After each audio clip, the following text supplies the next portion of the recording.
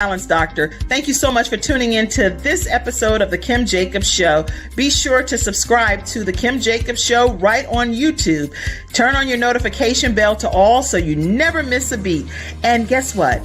Every time you watch, you're going to receive a real relevant and relatable guest that's going to share with you a piece of the puzzle on this journey called life that will help you be able to manage just a little bit smoother. At the end of the day, the Kim Jacobs Show goal is to be able to provide balance to the world, one household at a time. Kim Jacobs Show. You're watching Kim Jacobs Show.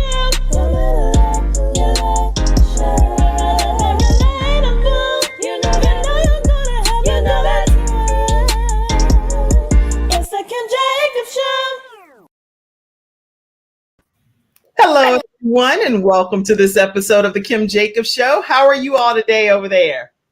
Fantastic. Oh, I'm so glad to have you all in the virtual studio audience today. I think we're going to have a fantastic time. And so what I want us to do, everyone, as you're coming into the studio today, make sure that you go ahead and share this broadcast, share it with your friends, your family, your coworkers. Don't deprive anyone of the opportunity to learn what we're discussing today. Today, we're going to be talking about, as we bring balance to the world, one household at a time, we're going to be talking about how communities of color can overcome the HIV epidemic. So you don't want to miss this episode. And we have two phenomenal experts here that have taken their time to be able to educate us on this subject matter. So as we kick off today, I'm going to give everyone a chance to grab your virtual seats. Let us know where you're chiming in from. People will, I should have told you guys this too. Now it's going to be kind of on the spot. But Amina, you've been here before, so you know how the process works. So people may ask questions from the studio audience, Wesley, just so you know, in case, you know, they chime in and say, hey, we want to know this pertaining to HIV. They will chime in and ask their own questions. And we just ask that people that are experts get the opportunity to answer it and address it for them. And then people will also just share positive comments along this journey as well. So we're going to go ahead and get started. And welcome to both of you all. Where are you located? Both of you in Charlotte? Charlotte. Yes, Charlotte. Well, I know, Amina, you're in Charlotte. I didn't know. So Wesley, you're in Charlotte too? Ma'am. Okay. But today, as we talk about HIV, this is going to be something that anyone around the world can benefit from this information, correct? Correct. Yes. Okay. So this, even though they're both in the Charlotte area, remember, no matter where you are around the world, you're going to benefit from what's being shared today. So we're going to go ahead and start, and we're going to kick off with our first commercial, and then we'll be right back, and I'll introduce these two wonderful guests. I'm attorney Kenneth D. Snow, and at the Snow Legal Group, justice is our job. For more than 20 years, Attorney Snow has been fighting for justice and winning cases in the Carolinas by providing aggressive representation in criminal defense, domestic violence, family law, serious injury, and wrongful death. If you've been injured or lost a loved one in an accident, including tractor trailer or rideshare, you need the Snow Legal Group by your side, fighting for justice and fighting for you. Visit snowlegal.com. Call 704-358-0026 for a free virtual consultation. Located at 6827 Fairview Road, Suite D in South Park.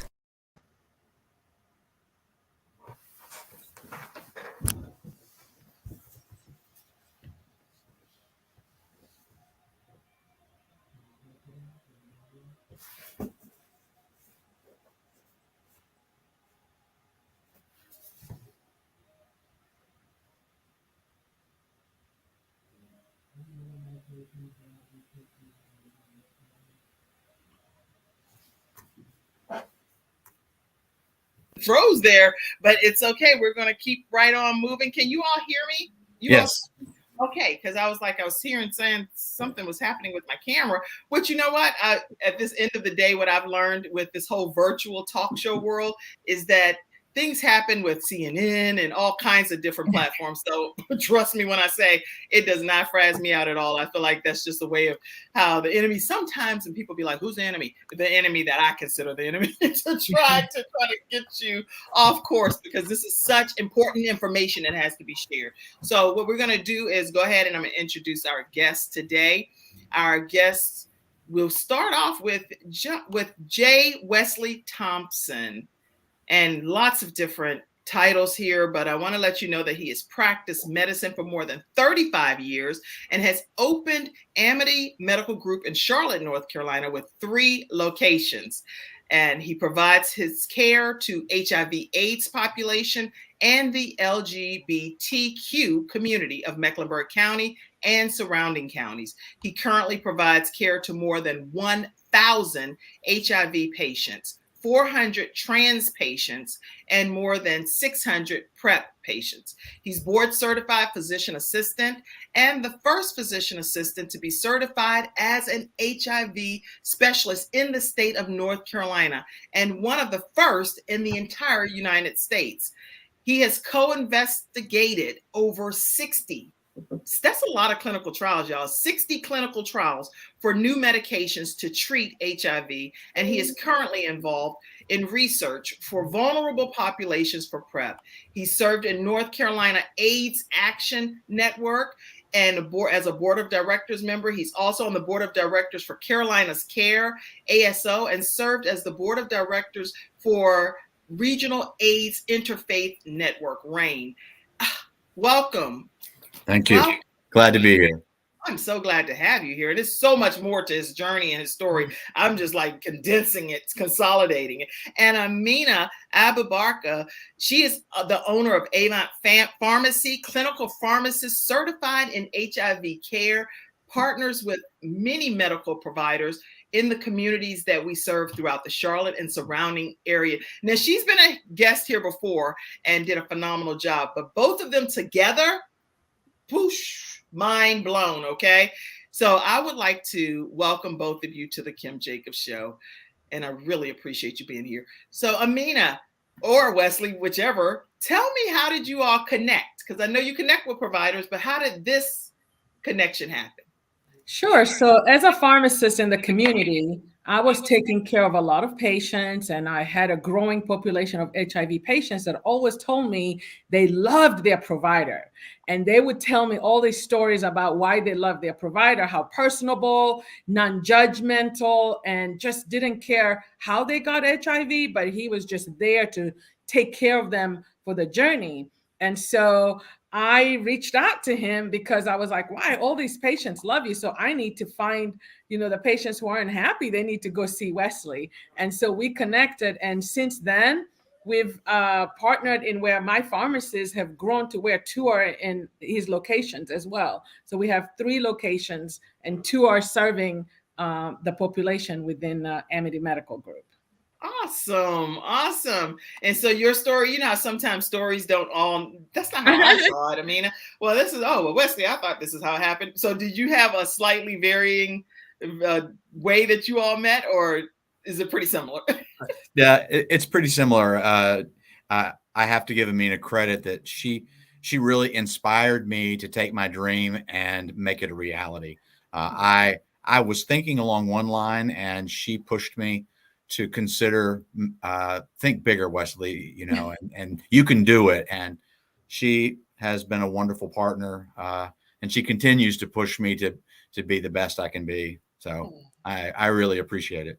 Well, I really appreciate having you both on today. Now, there are so many questions that's been coming in, and I want to make sure that we get a chance to go through every one of them. And again, you all can type your questions as well right in the comments section.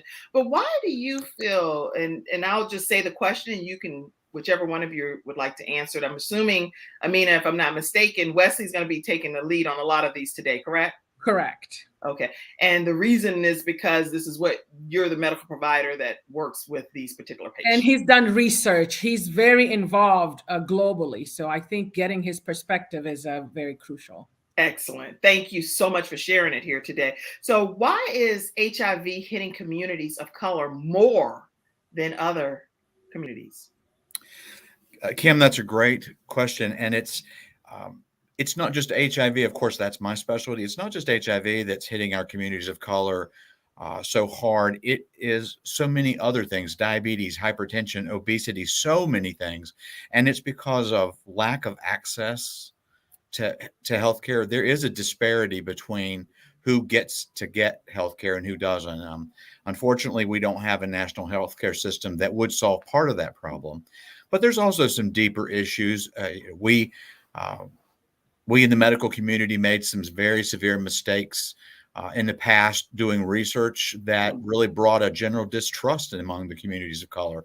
Specifically, you can talk about Tuskegee trials, if you remember that from Yes. the history. And that's not the last time that communities of color have been used. And I can understand why patients would be afraid.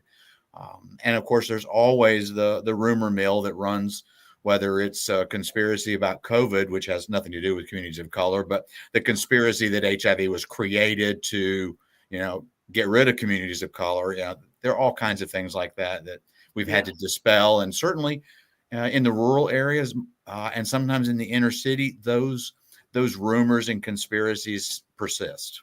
That's interesting because those rumors, no matter how you slice it, Wesley, once you as a person of color hear some of those rumors, it's really hard to you try to like say, okay, guys, this is, and you share your own personal opinion. Like just yesterday, I was having a conversation with someone who was saying that in their opinion that the government is trying to force us to do this with the vaccination and stuff. And so what my stance is every person has the right to make the choice and to decide what you like to do with your own body type of thing. But then they took it a step further. And I said, it's to me, I don't have any issue with somebody that's not going to do it or somebody that chooses to do it. I choose to do it because I've chosen to do vaccinations of all sorts, like whether it's measles, mumps, rubella, or I don't know, whatever. I got this big mark on the side of my arm because I'm always trying to be vaccinated against something. So I don't share in that philosophy that the government's trying to force me to do something that I want to do it. Does that make sense? Yes.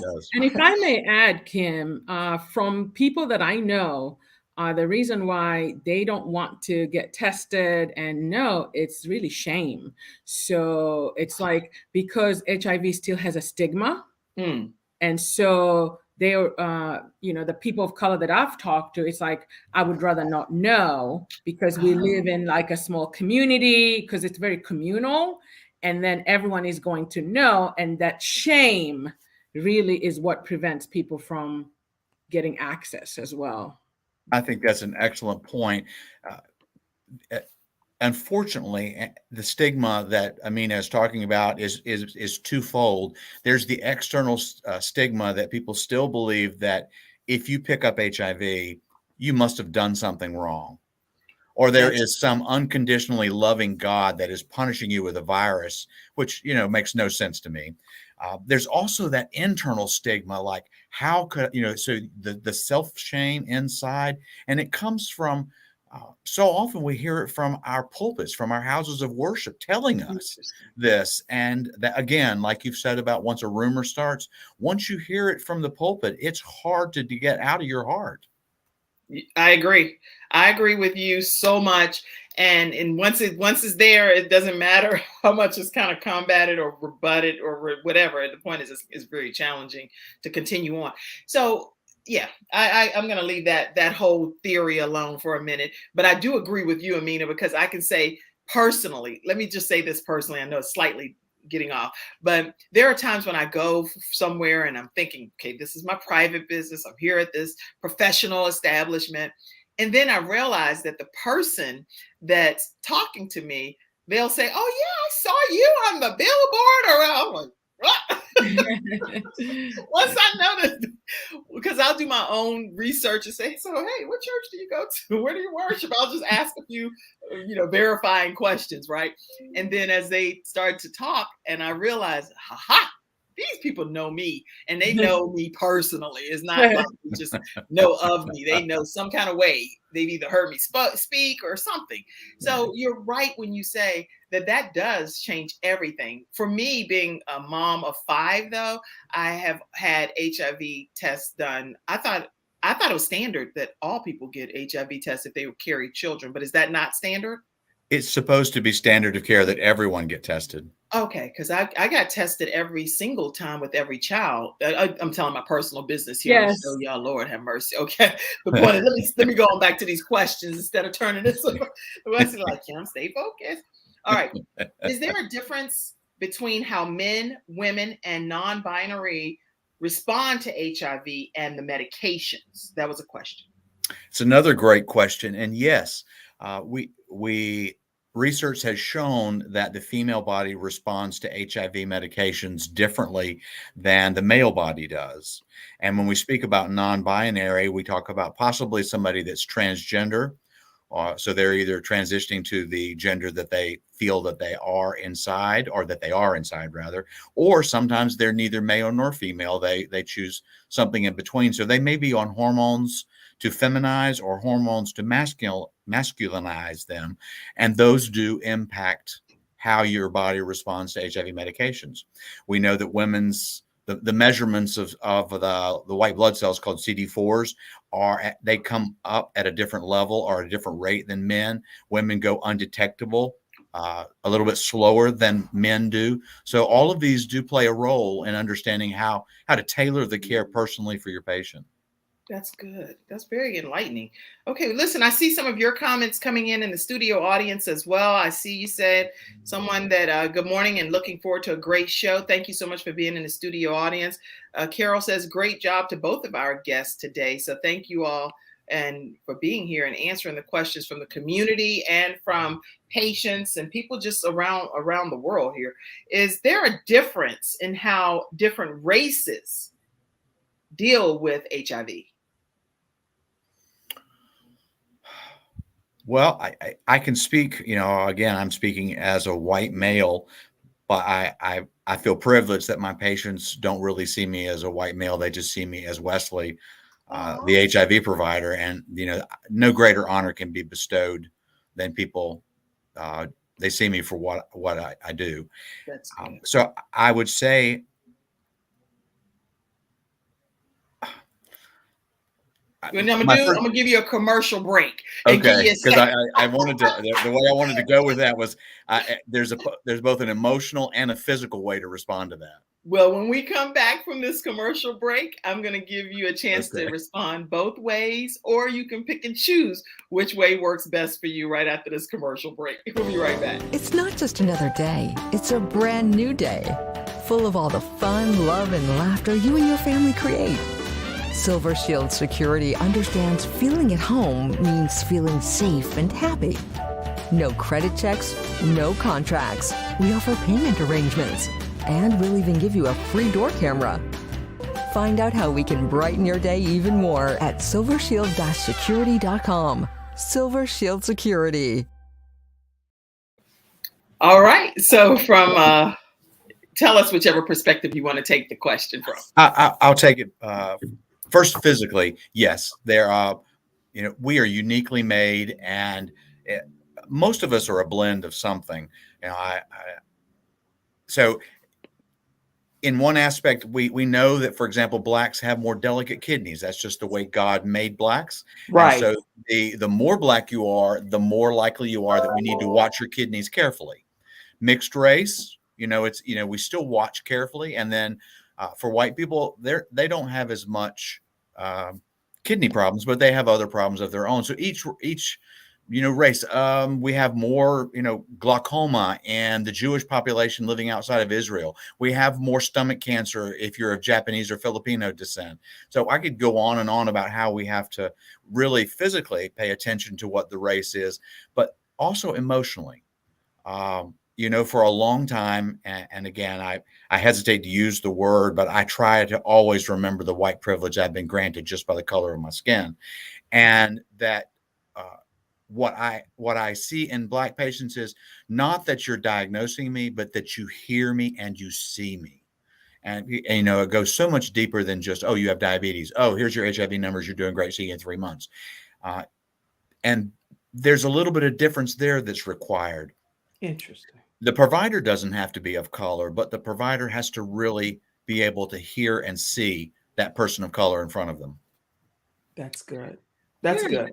And if I may add, in treating different populations, and that's kind of one thing I admired about Wesley was patients would come in with other problems, right?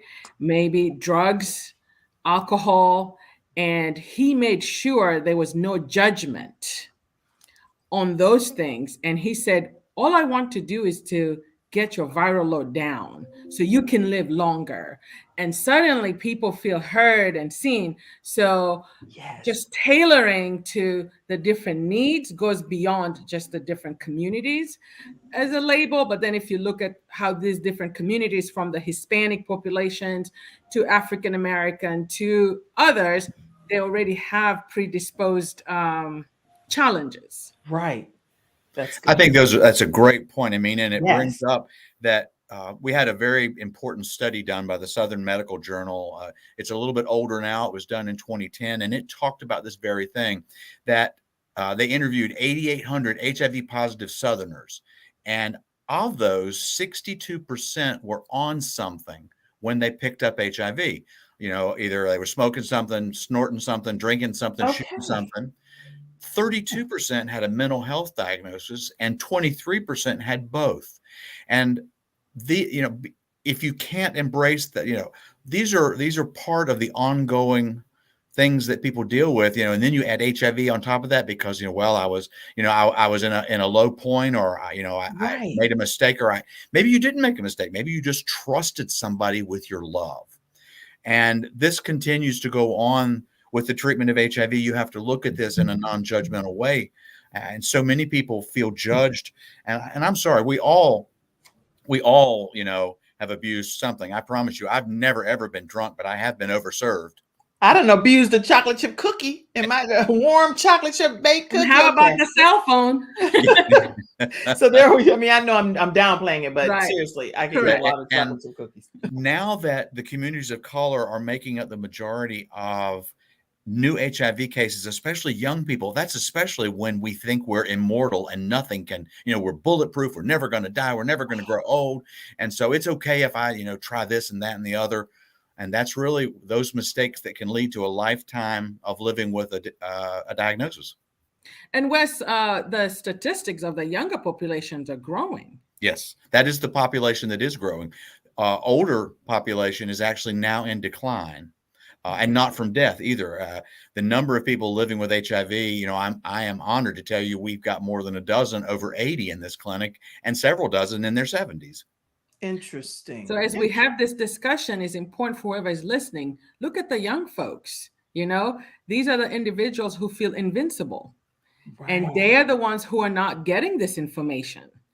Right. So we need to make it easier for them to get this information, because we can help them. I'm really glad that we're taking this time today to have this discussion. And everyone, make sure you're sharing this broadcast with your friends and family and people that follow you on social media, and even start watch parties or whatever it takes at times that's convenient for you. It doesn't matter. The information will be here, and it'll be on multiple streaming outlets to be a permanent document for you to utilize and go back and reference. So now, as we're talking about this, what is the and let me know, I do have some slides as well. So if there are any things that you're making reference to from the slides that you all have provided, I'll pop those up as well for you to talk over them. Okay. Okay. But what is the long-term survivor versus elite controller or non-progressor? I don't really understand that question, but you might. Somebody knows their HIV. Okay, I'm like, what? I'm pleased that somebody asked that question. There are some people who don't need medications. It's rare, but their body controls HIV by itself. And we call them elite controllers, meaning that their viral load is undetectable. And being undetectable is what is so powerful, because, Kim, if you were HIV positive and you're undetectable, then you will not pass it on to your babies that you have. All your babies will be HIV negative as long as you remain undetectable. And any intimate partner is not at risk for picking up HIV from you as long as you are undetectable. And the same would be for me. And so these are things we didn't know 10 years ago. This is the emerging data that's so exciting that we need to get to our young people. That there are those words, elite controller, non-progressor. They're really the same thing. It has to do with a genetic mutation that makes your white blood cells a little different than everybody else's, and HIV just can't seem to find them. It's almost like they're camouflaged. Okay. And that's what gives hope to where we can end the epidemic if we get people tested, if we get people in treatment, and we get their viral load suppressed. You see, so that's why it's so important for people not to run away from finding out, because we can get you undetectable and you don't transmit it to your, offsprings or to your partners. That's Kim, really enlightening. Go ahead, Wesley. that brings up, just reminded me, there's a myth, or that's running, or rumors that still run through communities, that HIV is not, even if I was not on medicine, HIV is not in your tears, in your snot, your saliva, your perspiration, sweat, or urine. So people are still not sharing plates, or they're afraid to hug, or they're afraid to kiss their family members, or their church members, or their mosque members that are living with HIV, because there's this irrational fear that it can be transmitted. But there are only a few ways that it can be transmitted, and they're all very intimate, except for shared IV drug needles, which is, I guess that is intimate in a way. Wow. Okay. Wow. That's enlightening too. So, because again, unless somebody else is, I've had a misunderstanding of some things that you're enlightening me on today. So HIV is not in your tears or in your saliva, your perspiration, your, snot, or in your urine. Those fluids are not going to give you HIV. So for families who are making it harder for individuals that are positive to be honest, they're contributing to this divide and hiding of status, which causes more spread, right? But if we embraced and loved, and we probably could heal. So there's really deeper. And so I feel like when I hear from the community of color, where people say, I can't tell my family, I'll never go to a family reunion, because maybe their belief system in what they think it is to be positive is that if you came near my child, you would infect them. So that has created, and I'm from Africa, and that's what in the 90s, that's what it's all about. If you had a family member that had HIV, you took them out of the house, you burned everything that they ever touched. You burnt everything they ever touched? Correct. So if someone died and the mattress they were sleeping on, and it's lack of education. And that's why we're very passionate about education, because we don't know who has inherited those myths that are still living in 2022 with them. Wow. Okay. Yeah, listen, this is intense. I'm feeling like this is kind of an intense topic, because everything that you're saying, Amina, is stuff that every Black I don't want to say the majority of the Black people that I've ever spoken to have said very similar things to what you're saying. So yes, and so you can see now why we're disproportionately affected. Absolutely. Because as we're going to any extremes to keep it a secret versus saying, hey, test me if I have HIV. What are some solutions, Wesley, so that we can go ahead and bring this thing under subjection and get a better quality of life? Is that what I think I'm hearing that from you all? Yes. And from a perspective from someone who grew up outside of the United States, I'm amazed about the resources that are available. Whether people have insurance or don't have insurance, in 2022, you can get tested for free, you can get treatment for free, you can get medical care for free. So we should not have these statistics in today's age. Where when I go back home, people are begging me for resources that I don't have. But when I come here and I see people are not utilizing these resources, just gives me my heart sinks. Like, I wish they knew, I wish they can use it, because they could live happy, healthy lives. Wow. I feel like a sinking of my heart, like just as you're talking. And Wesley, as you're just imparting this wisdom to us today, that even just in people tuning in, to making sure that we take this information and we share it across every single social media outlet so that people are more educated. Why do you think, Wesley, it's such a hard thing for there to be a cure for HIV? Kim, another great question. HIV mutates 1% every year. And so even if you're undetectable, now I've mentioned that when you're undetectable, you can't pass it on during intimate acts. but it still hides in your brain and in your lymph nodes where our medications don't truly reach deep enough. And so it slowly changes over time. When we look at the specimens saved in Kinshasa from the 1950s that have HIV in those specimens, and we look at today's HIV, we see how much genetic drift there's been. And we make a new flu vaccine every year, and it's temporary. The vaccine, the virus, once it's inside you, Kim, it becomes uniquely Kim Jacobs HIV. And so we that means rebuke that. Don't say my name with it. We're going to say something generic. We'll just say something generic. You know what I mean. I can say my name. My HIV. Then the point is, there are 38 million people on the planet with it. You would need 38 million unique vaccines that you got to that person before a year was out. If you tested them in January, you had to get them that.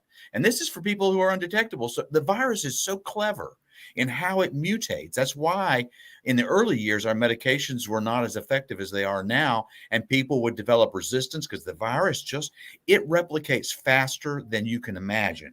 Wow. And so that's one of the reasons that it's so hard. Now, will we have a vaccine in our time? I doubt it. Do we have a cure in our time? Yes. And that cure is the knowledge of three things that I call the Trinity of HIV, and that's PEP, PrEP, and TASP. You've already talked about TASP, which is being undetectable, staying on your treatment, stay undetectable, you can't pass it on. PrEP is a drug, both a pill or a shot, that prevents you from getting HIV. It's like birth control for HIV. Wow. And let's say that you don't have access to either of those, and in the heat of the moment, you didn't put on the condom, or it broke and you got exposed to HIV. We have something called post-exposure, PEP. And if I put you on PEP within 72 hours, you will not get HIV. So we have three items and the knowledge of those could transform this epidemic into a non-epidemic. I know I have my mouth open. I'm typing, and this is just a lot. So you're saying the cure is, in your opinion, the knowledge. Task, being undetected. PrEP, which is similar to a birth control for HIV. I'm just putting similar. Yep. Pre-exposure. Yep. Pre-exposure prophylaxis. And then post-exposure is if you're not on any medicine and you happen to get exposed, we've got something that will stop HIV before it gets inside you. And those exposures could happen just by freak accident. You're cleaning up your yard and you pick up a bag that has a needle and you don't know who was using that needle, for drug use, or people who are cleaning places, or lab folks who are drawing blood, people who are giving vaccine. You could easily get exposed. So if you can get to have this medication within 72 hours. So that's huge. And the pre-exposure, individuals who know they're at risk, from lifestyle that they're choosing, the young individuals that feel invincible because they're not going to change other behaviors yet, right? We can get them on PrEP. This is good. Okay. And Kim, just in case people are looking it up, it's TASP with a P on the end, treatment as prevention. Oh, TASP. Yeah, just in case, because I'm hopeful your audience will look this up and understand it. Okay. Okay. TASP. Yes. Okay. I just want to make sure when people look it up, they get the right word, because I'm excited that you're doing this, because really as prevention. Okay, so the other task is an error. Okay. Yeah, just that word task. I love what you're putting in the comment section. That's great. Regard task. That was an error. Okay, I just want to make sure I'm trying to capture and listen, but I wanted to make sure. Okay, so TASP, TASP, which is task as prevention. Right. Treatment as prevention. Treatment as prevention. This is good. So if you're positive, staying on your treatment and compliant, that is preventing further. I'd like to circle back to something that you did, Kim, earlier. Yes. Before we started the show, you brought higher power into this with a spiritual moment, and I want to tell you what my faith journey tells me about my patients living with HIV. Yes. We need to remember, regardless of your faith journey or the sacred text that you read, this body's going to die of something. Of course. And I tell my HIV patients that the only eternal part of them has never been touched by HIV. It's as pure as the day you were born. And so remember that the only piece of you that lives on after this body expires does not have HIV. You are not HIV. It just happens to be a condition you're living with. And we need to normalize it in that way to help remove the stigma. Wow, I love how you beautifully put that. That is just, so you are not HIV. It is just a condition that you are living with. Wow. And then after our bodies expire, I'm typing that. After our bodies expire, we won't, right, carry. Whatever's next, Won't be into doesn't involve HIV. whatever you believe is your next life. And that's happening across other conditions too. Now you say people are living with diabetes rather than saying that person is diabetic, because we keep making that person, feel like they're a problem, but they're living with the condition of diabetes. People are living with the condition of blood pressure. Those are conditions that can be managed, that can be treated, and it shouldn't diminish who the person is. I love it. I actually have 3 children that are living with cystic fibrosis. They're fighting cystic fibrosis. They're kicking cystic fibrosis in the head. They're serving as ambassadors for different programs to educate people about cystic fibrosis. But being one of 17,000 African Americans that live with this disease, which is very rare, 3 of those 17,000 live in my house, right? So I share wholeheartedly in the philosophy that you all are sharing here today. Okay, so let's go to a few more questions here, and keep your comments and questions coming in. I see you tagging people. Nikki Cole, thank you so much for doing that. I love that, Wesley, words of wisdom. And I see you tagging people. Thank you, Nikki Cole, so much for tagging everyone. Athena, our sunshine expert, is on here. We have experts that come on Fridays, and you all will be more than welcome to come on periodically as one of our Freestyle Friday experts. But she said, yes, my heart and spirit felt all the love to provide resources for everyone to live a healthy life. Thank you so much. Cure equals knowledge. You're right. Yes, Athena. So the next question, and now again, type your own questions in as well. These are some questions that we have that have come in that I thought would be helpful to get some answers to, but feel free to type your own in as a part of the virtual studio audience.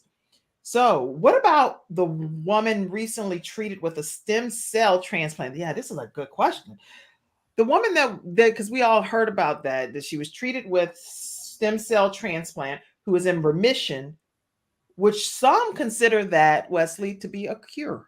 And I would consider that to be a cure. Talk to us about that. It's exciting. And again, you alluded to it earlier when you talked about the elite controllers. There's a special genetic mutation that happens. And if you have one of those gene mutations, it makes you an elite controller. If you have both of those mutations, the fancy name is called the Delta 32 mutation.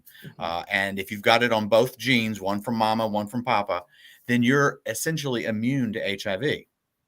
So there were 2 patients, starting a decade ago, the Berlin patient and the London patient, who both had stem cell transplants for their leukemia, but they also were living with HIV. Right.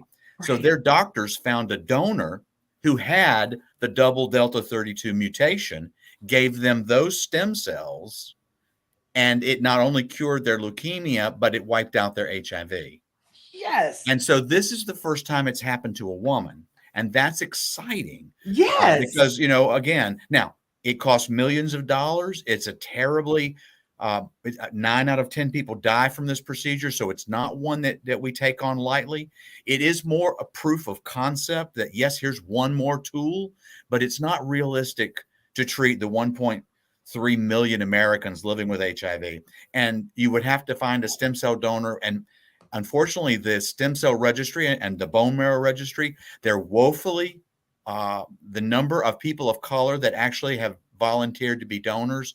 I really want to put a plug in for bethematch.com. Bethematch.com. Okay. Yes, that's how you can become and your stem cells could be used to treat leukemia. They could be used to treat lymphoma, multiple myeloma, so many things that impact the Black community, but we just don't have enough Black donors. Wow. Bethematch.com is recommended by Wesley Thompson. And he's saying, please, if you're African American or someone of color, please consider going to bethematch.com and signing up and saying, hey, I'm willing to donate something to help in this situation, this initiative. So don't take that for granted. And we're talking today with John. Well, I don't know what your first name is. I didn't gave you John. What is it? Jay Wesley. I'm sorry. Why did I automatically assume it was? Please forgive me. I just going to say Wesley. I can only be me on this show, Wesley, right? So sorry. I done totally gave a man a whole nother name. Okay, we're talking with Wesley Thompson and Amina Abubakar, and we're talking with them today about how people of color can overcome HIV. So as we're talking about, yes, I do. Thank you so much, Pastor McBride. You're saying this is an awesome topic. Thank you for being here in the virtual studio audience. Is very much needed. Please share with your congregation as well. And I know that you're an author, a best-selling author as well. So please share this with all of our collaborative authors as well, and tell them to tune in and watch this episode. Bethematch.com. We definitely want you all to consider being a match for someone with what they're dealing with for stem cell research and different opportunities that are available. All right. So listen, as we're talking today, we're bringing balance to this world, one household at a time, talking about how African Americans and people of color can overcome the HIV virus. We're going to continue with some more questions because I don't want us to run out of time without all of these questions getting answered. How do HIV medications actually work? When we come back from this commercial break, can you kind of break that down for us? All right. So we'll take a quick commercial break and we'll be right back to hear more from Amina and Jay Wesley. I don't know what the J stands for, but Jay Wesley. We'll be right back. I'm attorney Charles Everidge. I started out representing insurance companies until my father was seriously injured at work. 4 of his fingers were amputated. Our family went through a lot, so I know what you're going through as an injured worker. If you've been hurt on the job, call me now. I'll fight to get the workers' comp benefits you may deserve. I'll fight for you like family. Put my experience to work for you. Call 704-457-5000, the first call for injured workers. All right, everyone. So we're back, and we'd like to know from whoever's going to be sharing this, how do these HIV medications work? Wesley, talk to us. I'm sure it's you. Okay. And just for the record, it's Joel. Oh, yeah, you know what? I would never have guessed that. So I'm glad you clarified that. Joel Wesley Thompson is here today on the Kim Jacobs Show. So that's what the J stands for. Tell us how these HIV medications work. That's a really complicated question. Let me see how I can break it down for everyday use. There's a replication process in which the HIV viron touches the surface of this white blood cell, and it squirts its genetic material inside that white blood cell, and the white blood cell sees that material and says, oh, hello, and it carries it into the nucleus, and it becomes part of that white blood cell. So everything from outside of the white blood cell to inside the cytoplasm, and then into the nucleus, there are all these different steps along the way that the HIV medicines block its ability to replicate, copy, bud off, and make new ones.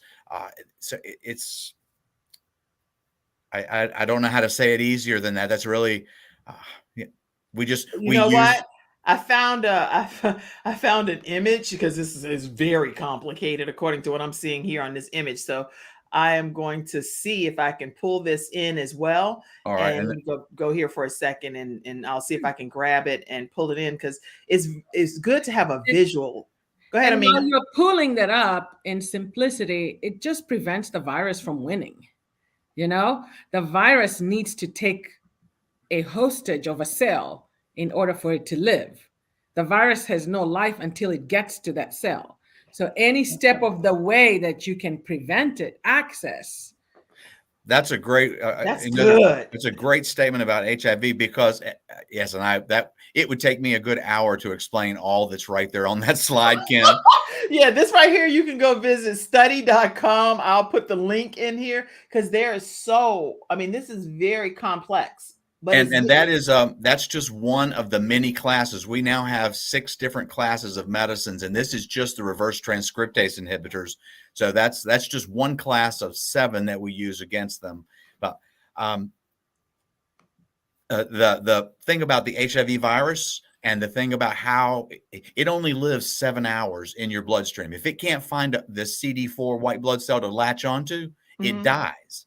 And that's how some of these medicines, and well, that's also the thing behind the Delta 32 mutation that makes some people elite controllers or immune is basically the CD4s, HIV can't find them. They're hidden because they look for these little sparkly markers, and the sparkly markers aren't there. So, now you see the importance of having PrEP on board. So you have the drug on board. If by any chance someone gets HIV in their body, it won't be able to last, right? Interesting. And that's why the post-exposure to needle stick or unprotected sex, and then you realize the person was HIV positive within the post-exposure, within that 72-hour window, getting these drugs on board is key. This is good. Okay. Wow. Okay, so let me go to another question. And again, keep your comments coming in as well, everybody. Let's see. What is the future of HIV medications, Wesley, or Amina, from your perspective? I think they're getting better every single year. It's I'll like, say. I know Wes always says, it's like upgrading a new iPhone, Right. It gets better with time. yeah, when we first started treatment, Kim, our first treatment that came out was AZT in 1987, which did not work by itself. We learned that you needed 2 or 3 drugs to treat HIV. It took us years to figure that out. And we were thrilled when it got to be a combo pill of like 3 medicines in one or 2 medicines in one, and you just got down to 1 pill a day. Now we have an injection that's once a month and probably going to go to every 2 months for the treatment of HIV. We are looking at a once a week pill, an every 6-month shot. And now, just like the birth control for Nexplanon that goes in your arm for 3 years, we are looking at an implant that will treat your HIV for 3 years. Good. That's really state of the art. You're right. It's not like it's necessarily compared to a cell phone, but every year we just get a new option.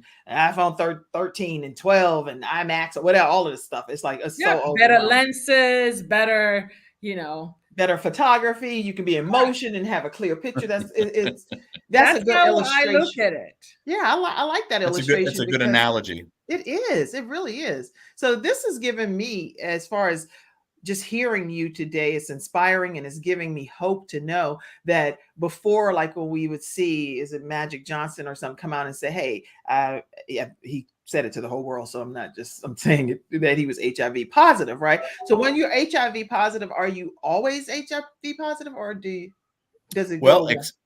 Except for these 3 that we've cured, they no longer test positive. The Berlin patient, the London patient, and now the female patient. Those are the only 3 that there is actually a story that we're talking about. There's a woman from South Africa that we don't know exactly what happened, but she tested positive for years and then all of a sudden tested negative. And we're trying to figure out what happened. Of course, the realm of miracle is always there, but we're trying to believe it. See, that's where that spiritual realm come in a little bit. You never know, because God is capable of doing. Anyway, I believe God can do anything. So that right there, we'll go off for that topic for a minute. But we've already covered one of the questions that somebody had, but you've already addressed that. So I'll move to the next one. What can an HIV positive person do to improve their health and overall lifespan from your perspective? Because I think you've kind of addressed that too. Yes. But if you want to stress contributes to HIV taking over and overpowering your medicines. So reducing stress in your life. So, for example, some of the biggest stressors, tobacco smoking, alcohol use, the internal guilt of self-stigma, realizing that, getting rid of stress where possible, sleeping well, eating well, getting exercise, taking care of any other medical condition that you're living with. All of this will help you. And you can live to 70, 80, 90, whatever the good Lord plans for you, if you live a healthy lifestyle and take your medicines, until the day a cure comes, which, it is a sincere prayer of mine, but I just don't see it in the near future, other than, as the pastor posted up there, the knowledge is our cure. And from a pharmacist perspective, stay on your meds. And we've come from people taking tons of pills to almost one pill, so pill burden has gone down with the new treatment. So staying on top so you're undetectable and therefore you do not transmit it to other people. And some of the biggest stress is, again, you have to forgive yourself. You did nothing wrong if you happen to have picked up HIV. You must let go of that. It will eat you up alive. And one important thing is for those listening, and maybe someone is going through this and says, my problem is affordability. Look for resources. There are resources in communities, to affording the medications, from manufacturers offering assistance in co-payment, from clinics within your counties that are being funded to provide the gap in where you can't afford it. We've had patients that stopped taking their medications because they are laid off work, so they didn't have insurance. Resources are there. So, check with your counties. There are so many funded organizations that are there to meet you at that last mile, so you stay on your medications. That's good. Okay. Wow. Okay. I'm typing everything that you all are saying, because later people will go back after work and all of these notes will be there. But look for community resources. Did I spell your name right at the end? Correct. All right. All right. I hate to misspell names. Okay. This is really great information. Let's see. We still have some more time here. Can I ask a few more questions? Yes. All right. So what can a HIV positive person do to improve okay, we talked about that. Okay, where did HIV come from, and how long have humans been dealing with HIV? Because that's a big question. I should have asked that one first. Where did this thing come from? We do know that the HIV virus is a blend of two monkey viruses. And it started, we believe, in Cameroon, where they were using monkeys as their protein source, like we use chickens, cows, and pigs. And two different monkeys had their version of HIV. And at some point, some human got bitten or got both of those viruses into their body, male or female. We don't know who. We do know that, you remember I talked to you about the genetic drift and why we don't have a vaccine.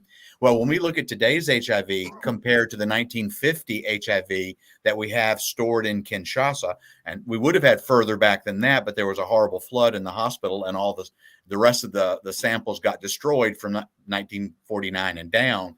But we estimate that HIV has been in the human population since either between 1887 and 1917. But it wasn't until modern travel with the train that came to Kinshasa, and then cars, and eventually airplanes, and it began to spread around the world through travel. But before that, it had been isolated in small villages. Wow. So it's estimated it began as early as 1887? Correct. Wow. Okay. So this is just historical data. I don't know where. I'm just gonna put historical data. I know Wesley, don't say I said all of that. No, I'm a firm believer in the science behind the estimation. So, okay, somewhere between 1887 and 1917. Okay, this is amazing. Okay, and now how does HIV get? We have a few more minutes here. How does HIV get transmitted to? Okay, we talked about that. So I am getting all of your questions asked, everybody. It's just that he's already answered some of it early on. So no, you cannot get it through sweat, tears, or sharing like a eating utensil or anything like that. So he's already addressed that. So you go back and check out the beginning part of the Or show. hugs. You can hug people. And you can hug people with HIV. So we should not be treating people like they're no longer a human being because they've contracted HIV. And being undetected, I think you've addressed that too, because you talked about the TASP, right? Right. Yes. All right. Yes, I've learned something. You see how I just threw that that acronym out there, TASP. All right.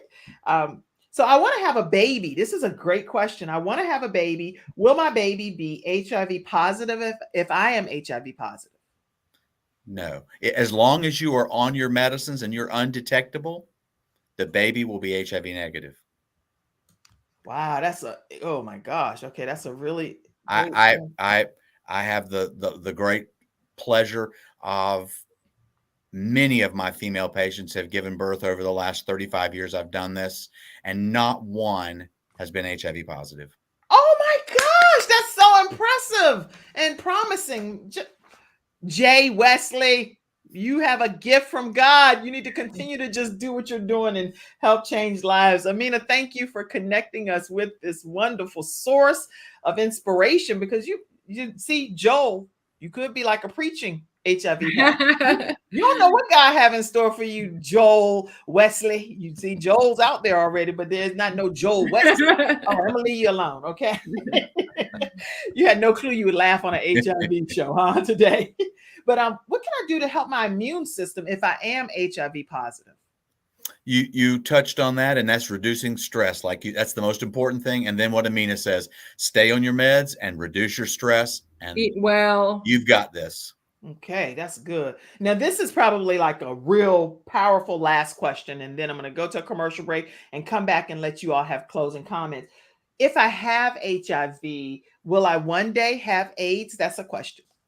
Great question. And the answer is, if you stay on your meds, no.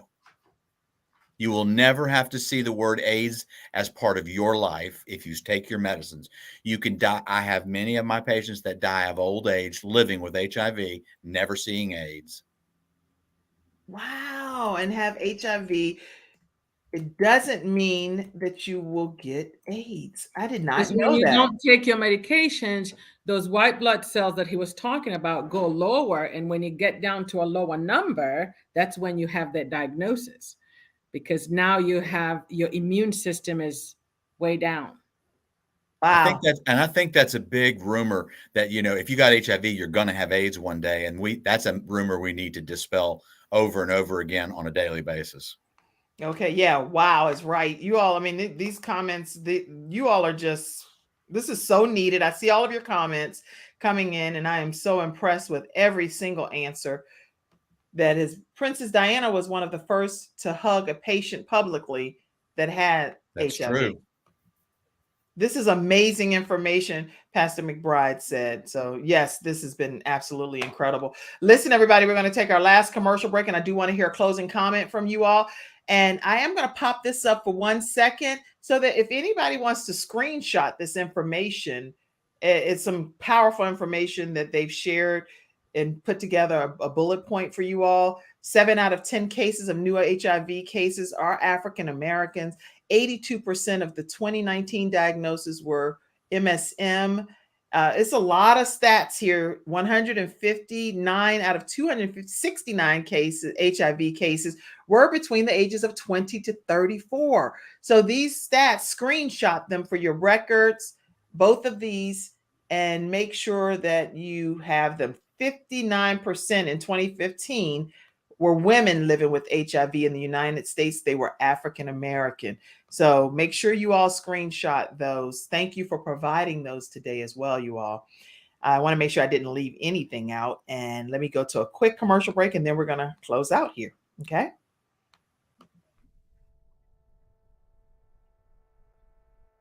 Nothing says I love you more than final expense insurance whole life protection. With funeral advocacy nationwide, saving you and your family 30 to 80%. Then Get Insured Solutions, LLC. GetInsured.Solutions, 499-3616. Lamb Funeral Home has been serving the Cabarrus County in North Carolina and surrounding communities for more than 9 years.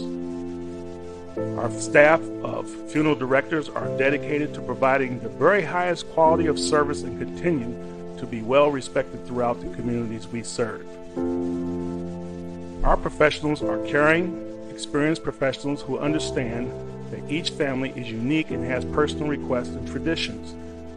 These requests and traditions are the utmost importance to our staff of licensed funeral directors. From the initial care to aftercare, you can entrust your loved one and arrangements to Lamb Funeral Home. All right, everybody, we are back. I like to clear the background for those last two sponsors, and thank you all for being our episode sponsors. What are your, somebody asked a question. I don't want to get off without answering right quick. Somebody said, I think you already answered it, but they may not have heard it. How did it get from the monkeys to the humans, Wesley, right quick, and then we'll get your closing comment. Humans were killing the monkeys for a protein source. That was what they ate. So during, either they would get stabbed with a bone or they would get bitten by the monkey. Blood would get transmitted. Wow. Mother Julia Harper, she is in her 80s and is she's definitely one of the longest living people that had a heart transplant. 16-year-old. She received that heart and has been living for over 20 years with that heart. And she is here on social media. She said, great show. Praise God. Great information. Thank you all. Do you have a closing comment? And then we're going to go ahead and close out. Let's go with you, Amina, first. Yeah. So my closing comment is that have the knowledge and find the resources. You can go to our website if you're locally here in Charlotte. We've compiled resources that are available from affording, from free testing, from all that. And we hope to connect the dots so people can live happy, healthier lives with the diagnosis or prevent the diagnosis. What website can they go to? Because I don't see it on here. Oh, it's avantpharmacy.com. Avantpharmacy.com, everybody. And okay, Jay, Joel, Wesley, Thompson, tell us your closing comment. I just appreciate you allowing us to discuss this on this platform. And I hope, even if it touches just one individual and changes that life, I consider it a success. Just remember, you are not the virus and you never have to have AIDS if you take your medicines. And the three things, the TASP, PrEP, and PEP. So there are solutions in modern day. Our holy trinity of HIV. The holy trinity of HIV. That's some good stuff right there. Listen, y'all, this is not only on the social media platforms that you're seeing it. As of immediately, CTR Media Network is also streaming all of our audio podcasts. And so you can go to ctrmedianetwork.com and you will be able to hear this in millions of households, as well as the Kim Jacobs Show. I shared with you all recently that we are also going to be on Believe in Your Dreams network, television network. Is going to be in literally over 200 million streaming households on Roku and Amazon and all different kinds of platforms. So you will be seeing this broadcast on those platforms as well. So this is going to change the world. I can guarantee you. It's not a limited kind of situation. You're going viral. So I just want you to know that. And if you all have enjoyed today's show and every show that comes here on the Kim Jacobs platform with the Kim Jacobs Show, please make sure that you all subscribe, but also take a moment to pour into the broadcast so that we can continue to bring balance to the world, one household at a time, every weekday at 11 o'clock a.m. Eastern Standard Time. And you can do that through any of the platforms that's outlined here. Thank you all so much for tuning in today. Thank you, Jay, Wesley, and Amina for being here today and shedding such important light on this very necessary topic. We're going to go ahead and close out. And I know it's more comments. Y'all do that every time. Y'all wait till the last time and then start pouring.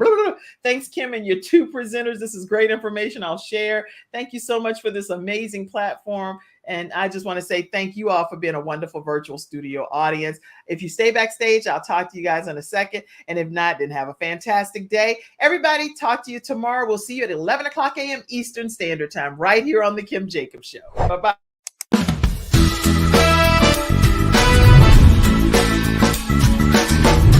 everyone. I'm Kim Jacobs, host of The Kim Jacobs Show, where we're bringing balance to the world, one household at a time.